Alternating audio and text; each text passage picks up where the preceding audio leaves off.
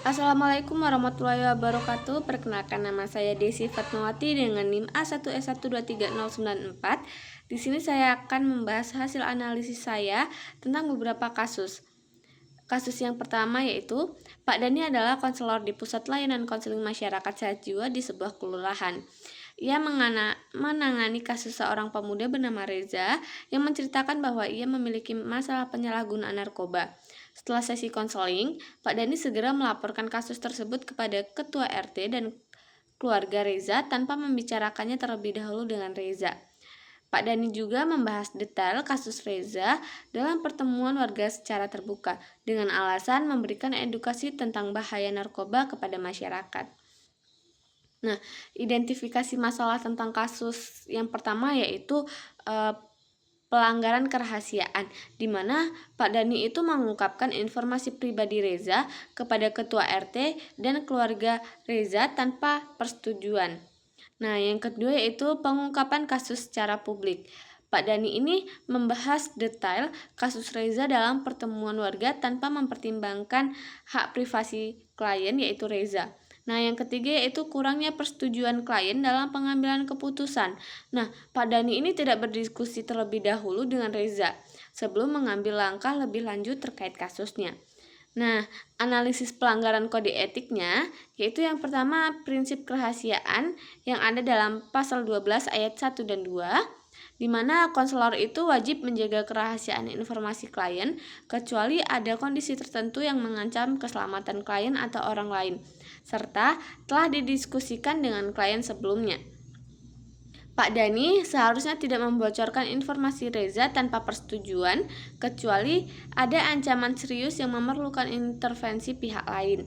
Yang kedua yaitu prinsip keadilan dan non-diskriminasi yang ada pada pasal 5, di mana konselor harus memperlakukan klien dengan adil dan menghindari tindakan yang dapat merugikan atau menimbulkan stigma. Dengan membahas kasus Reza dalam forum publik, Pak Dani beresiko memperburuk kondisi psikologis Reza akibat stigma sosial. Yang ketiga yaitu prinsip profesionalisme yang ada dalam pasal 4, di mana konselor harus menjalankan tugasnya secara profesional dan mempertimbangkan dampak dari setiap keputusan yang diambil terhadap klien. Nah, Pak Dani seharusnya mencari solusi yang tidak merugikan klien secara sosial dan psikologis. Nah, rekomendasi solusi yang saya berikan tentang kasus Pak Dani dan Reza tersebut yaitu yang pertama menjaga kerahasiaan klien, di mana Pak Dani seharusnya tidak langsung membocorkan informasi kepada pihak luar tanpa persetujuan klien. Jika ada kebutuhan mendesak, ia harus mendiskusikan terlebih dahulu dengan Reza mengenai kemungkinan keterlibatan pihak lain. Yang kedua yaitu pendekatan kolaboratif dengan klien. Seharusnya Pak Dani itu perlu mengajak Reza berdiskusi mengenai langkah-langkah yang bisa diambil. Misalnya merujuknya ke layanan rehabilitas atau mencari dukungan keluarga dengan cara yang lebih etis.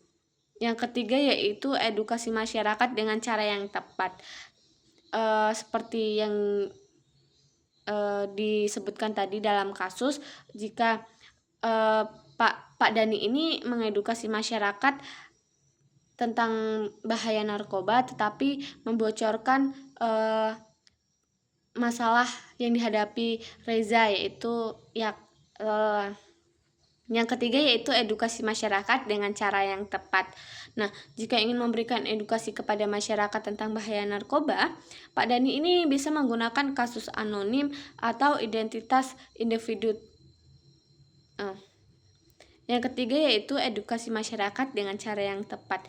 Jika ingin memberikan edukasi kepada masyarakat tentang bahaya narkoba, Pak Dani ini bisa menggunakan kasus anonim atau studi kasus yang umum tanpa mengungkapkan identitas individu tertentu. Seperti yang dibahas sebelumnya pada kasus itu, Pak Dani ini memberikan edukasi dengan menceritakan secara detail kasus yang dialami oleh Reza. Nah, yang keempat yaitu pelatihan dan pengawasan profesi. Nah, hal ini dilakukan untuk mencegah kejadian yang serupa di mana diperlukan pelatihan berkala bagi konselor tentang kode etik profesi serta adanya supervisi atau pengawasan dari lembaga terkait. Nah, selanjutnya itu masuk pada kasus yang kedua, di mana kasusnya yaitu Bu Sari adalah konselor di lembaga konseling keluarga di kecamatan setempat. Ia menjalin hubungan pertemanan yang dekat dengan salah satu klien bernama Dina. Dalam beberapa kesempatan, Bu Sari mengajak Dina untuk membantu urusan pribadinya seperti mengurus anak dan berbelanja kebutuhan rumah tangga. Nah, Bu Sari juga sering membagikan masalah pribadinya kepada Dina dan meminta saran. Ketika ada warga lain yang ingin berkonsultasi, Bu Sari ini sering memprioritaskan Dina untuk mendapat jadwal konseling terlebih dahulu dan memberikan waktu konseling yang lebih lama.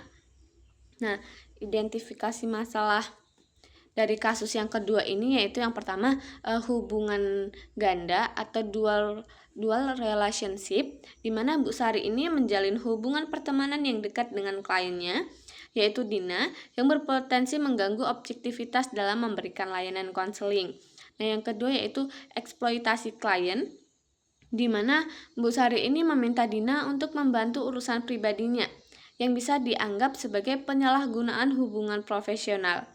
Yang ketiga yaitu kurangnya profesionalisme, yaitu Bu Sari ini berbagi masalah pribadinya dengan Dina dan meminta saran yang membalikan peran antara konselor dan klien. Yang terakhir yaitu ketidakadilan dalam pelayanan. Bu Sari ini berbagi masalah pribadinya dengan Dina dan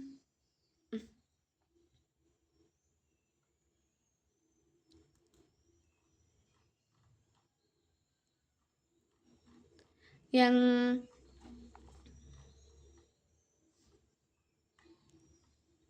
terakhir yaitu merugikan klien lain, di mana klien lain juga membutuhkan bantuan, bisa merasa diabaikan dan kurang mendapatkan pelayanan yang mereka butuhkan. Karena Bu Sari ini lebih mendahulukan si Dina itu tadi. Nah, selanjutnya itu pelanggaran kode etik. Yang pertama yaitu prinsip hubungan profesional yang terdapat pada pasal 6 ayat 1 dan 2, di mana konselor harus menjaga hubungan profesional dan klien dan menghindari hubungan yang dapat menghambat objektivitas atau memunculkan konflik kepentingan. Hubungan pertemanan yang dekat dengan klien dan eksploitasi klien untuk kepentingan pribadi melanggar prinsip ini. Yang kedua yaitu prinsip non-eksploitasi yang terdapat pada pasal 7 ayat 1 dan 2, di mana konselor tidak boleh menggunakan hubungan profesional untuk kepentingan pribadi, termasuk meminta klien melakukan tugas di luar konteks konseling. Meminta Dina membantu mengurus anak dan berbelanja adalah bentuk eksploitasi yang melanggar kode etik. Yang ketiga yaitu prinsip keadilan dan non-diskriminasi yang terdapat pada pasal 5, di mana konselor harus memberikan pelayanan yang adil kepada semua klien, memberikan prioritas dan waktu konseling yang lebih lama kepada Dina, merugikan klien lain yang juga membutuhkan layanan konseling. Nah, yang keempat yaitu prinsip profesionalisme yang terdapat pada pasal 4, di mana konselor harus menjaga peran profesional dan tidak mencampurkan masalah pribadinya dalam layanan konseling, membagikan masalah pribadi kepada klien dan meminta saran melanggar batasan profesionalisme dalam hubungan konselor klien. Nah, dalam kasus ini terdapat dampak potensial yaitu yang dimana yang pertama yaitu mengurangi objektivitas konselor, di mana Bu Sari ini mungkin sulit untuk bersikap netral dalam memberikan layanan kepada Dina karena adanya kedekatan emosional. Dan yang kedua yaitu menurunkan kepercayaan masyarakat. Nah, jika masyarakat mengetahui bahwa ada perlakuan khusus terhadap klien tertentu, mereka bisa kehilangan kepercayaan terhadap pelayanan konseling di kecamatan tersebut.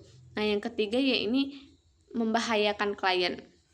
Nah, Dina bisa merasa terjebak dalam hubungan tidak seimbang, di mana ia merasa berkewajiban untuk membantu Bu Sari karena telah menerima perhatian lebih dalam konseling.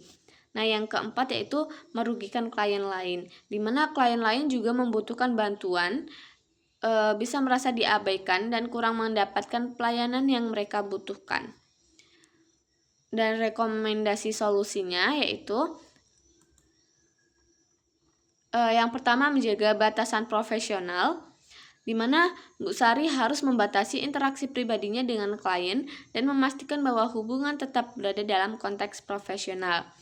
Jika hubungan pertemanan sudah terjalin sebelum konseling, lebih baik Dina dirujuk ke konselor lain untuk menghindari konflik kepentingan. Nah, yang kedua yaitu menghindari eksploitasi klien. Konselor tidak boleh meminta bantuan klien untuk kepentingan pribadi. Bu Sari ini perlu memahami bahwa relasi konselor klien harus berorientasi pada kepentingan klien, bukan sebaliknya, atau kepentingan dari konselornya. Yang ketiga yaitu memperlakukan klien secara adil. Memperlakukan klien secara adil, di mana semua klien itu harus mendapatkan layanan yang setara tanpa adanya perlakuan khusus. Jika Bu Sari merasa sulit untuk bersikap objektif terhadap Dina, sebaiknya ia meminta bantuan kolega untuk menangani Dina. Yang keempat yaitu meningkatkan pemahaman tentang kode etik. Nah, Bu Sari dapat mengikuti pelatihan atau supervisi terkait kode etik konseling agar lebih memahami batasan profesional dan menghindari hubungan ganda. Nah, dengan menjaga batasan profesional, menghindari eksploitasi dan memperlakukan semua klien secara adil, Bu Sari dapat menjalankan perannya sebagai konselor dengan lebih etis dan profesional. Selanjutnya itu masuk kasus yang ketiga, yaitu kasusnya Bapak Rahmat adalah konselor yang bekerja di Puskesmas Sejahtera untuk program kesehatan mental masyarakat. Untuk menambah penghasilan, ia membuka praktik konseling pribadi di rumahnya. Dalam salah satu sesi konseling di Puskesmas, ia menemukan bahwa seorang warga bernama Farhan memiliki masalah keluarga yang kompleks.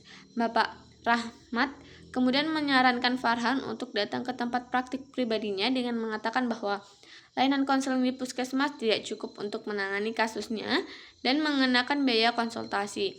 Bapak Rahmat juga menjanjikan akses lebih mudah ke layanan kesehatan Puskesmas jika Farhan rutin datang praktik pribadinya. Nah, identifikasi masalah dari kasus tersebut yaitu yang pertama, konflik kepentingan. Bapak Rahmat ini menggunakan posisinya sebagai konselor di Puskesmas untuk mengarahkan klien ke praktik pribadinya, yang menciptakan konflik kepentingan antara tugasnya di institusi dan kepentingan pribadinya. Nah, yang kedua yaitu penyalahgunaan wewenang.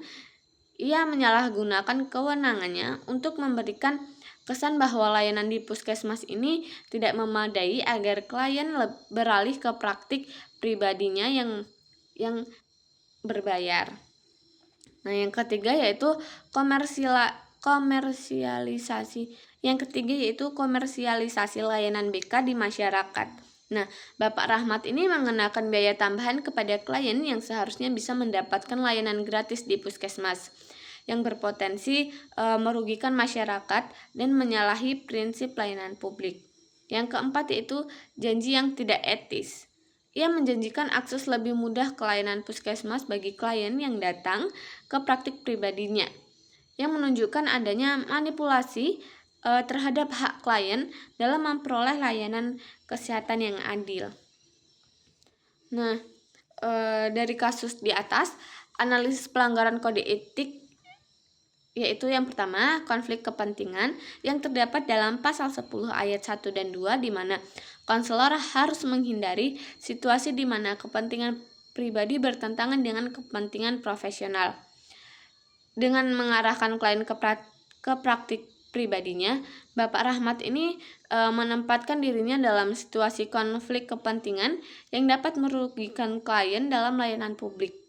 Nah, yang kedua ini penyalahgunaan wewenang yang terdapat pada pasal 11 ayat 1 dan 2 di mana konselor ini tidak boleh menggunakan posisinya untuk mendapatkan keuntungan pribadi dengan cara yang merugikan klien. Dengan menyatakan bahwa layanan di Puskesmas ini tidak cukup lebih baik dari layanan praktik pribadinya. Bapak Rahmat juga menyalahgunakan kepercayaan klien dan wewenang sebagai konselor di institusi publik. Nah, yang ketiga yaitu prinsip keadilan dan non-diskriminasi yang terdapat dalam pasal 5, di mana semua klien harus mendapatkan pelayanan yang sama tanpa ada keuntungan atau akses khusus bagi mereka yang membayar lebih.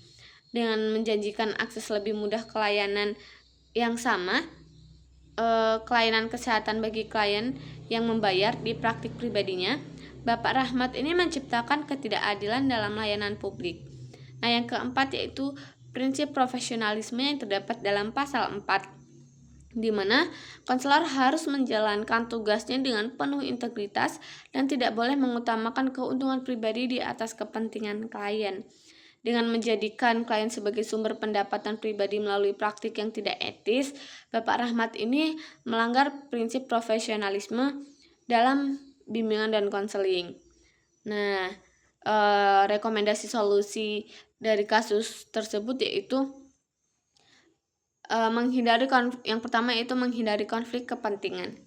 Jika Bapak Rahmat ingin memiliki praktik pribadi, ia harus memastikan bahwa layanan tersebut terpisah dari pekerjaannya di puskesmas dan tidak boleh menyarankan klien dari institusi publik ke praktik pribadinya.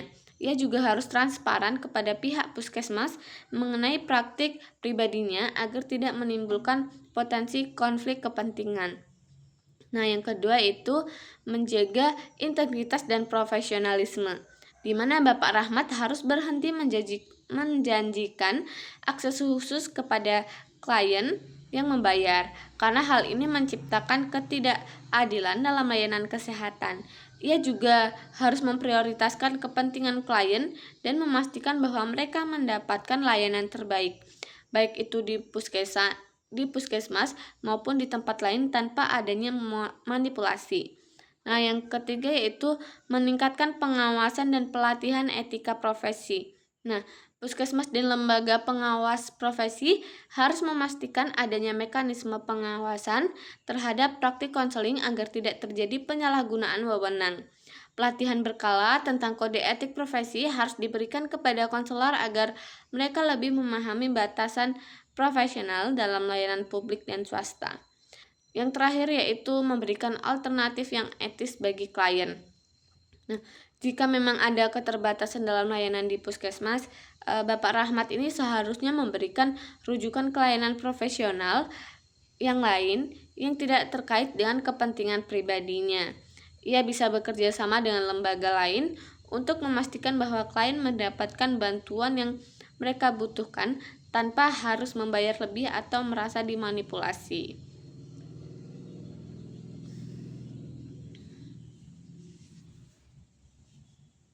Selanjutnya yaitu kasus yang 4, di mana kasusnya yaitu Ibu Maya adalah konselor di Pusat Konseling Sejahtera yang melayani masyarakat umum.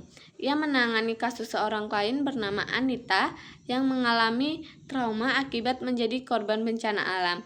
Meskipun Ibu Maya tidak memiliki kualifikasi dan pelatihan khusus dalam menangani kasus trauma kompleks pasca bencana, ia tetap menerima dan menangani kasus tersebut tanpa merujuk ke psikolog klinis atau psikiater. Setelah beberapa sesi, kondisi Anita semakin memburuk dengan munculnya gejala PTSD yang berat.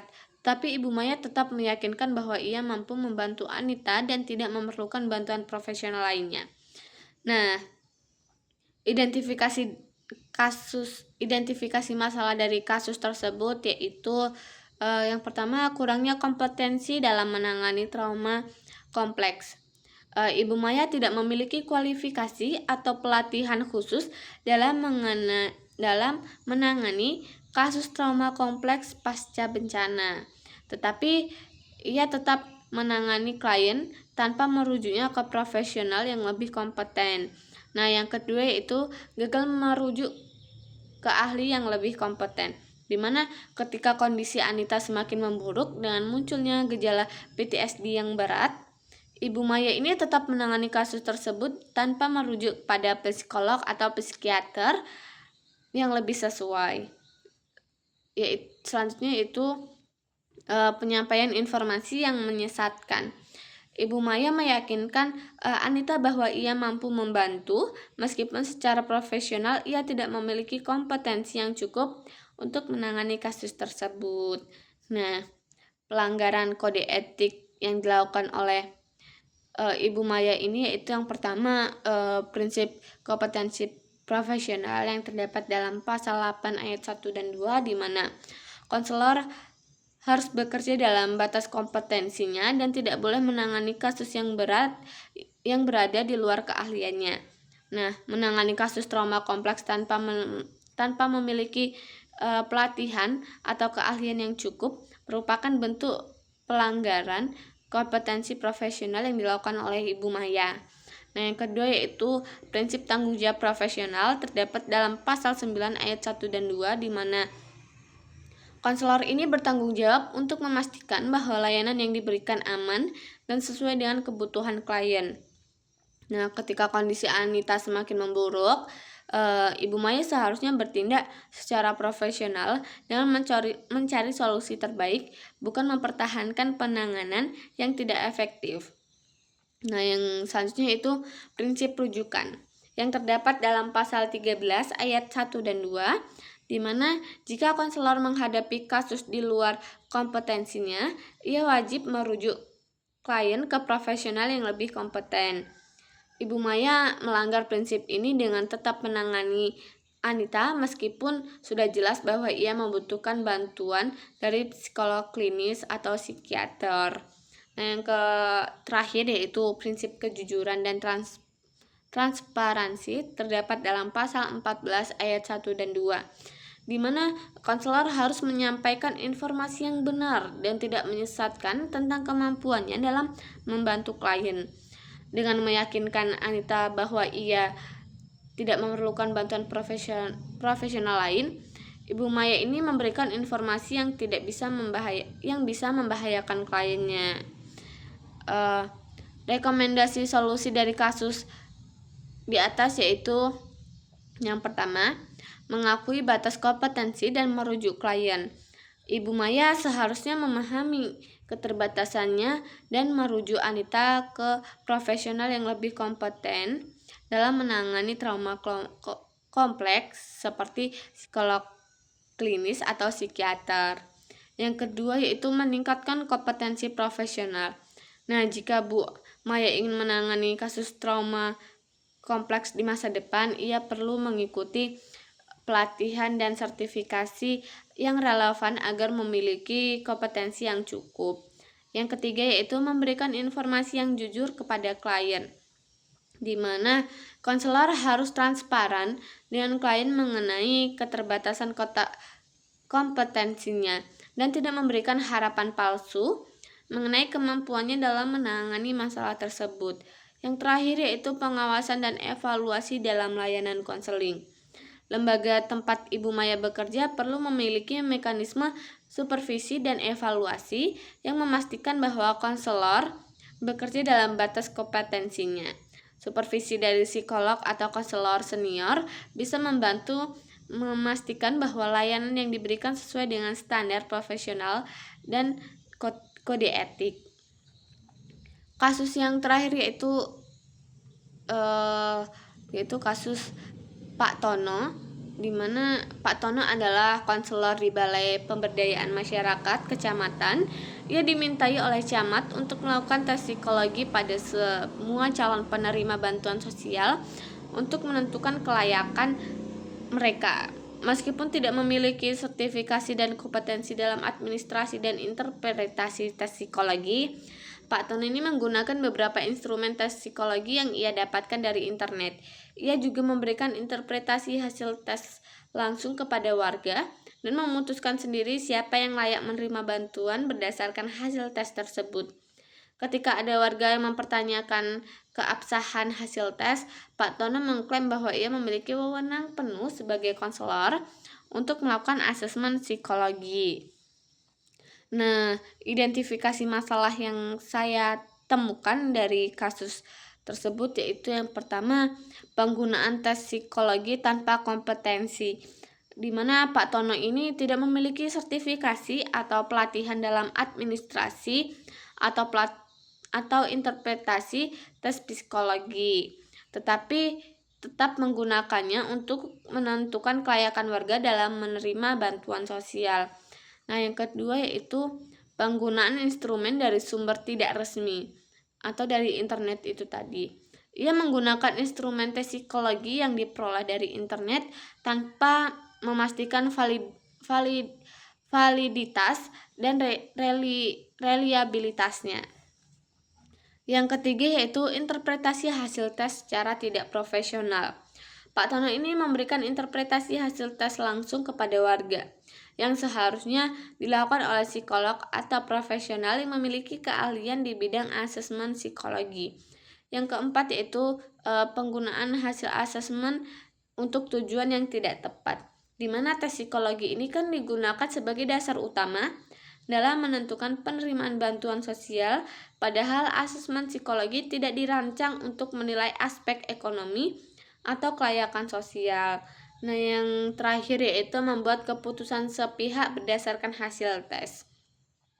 Pak Tono ini memutuskan sendiri siapa yang layak menerima bantuan sosial tanpa konsultasi dengan tim ahli atau pihak yang berwenang.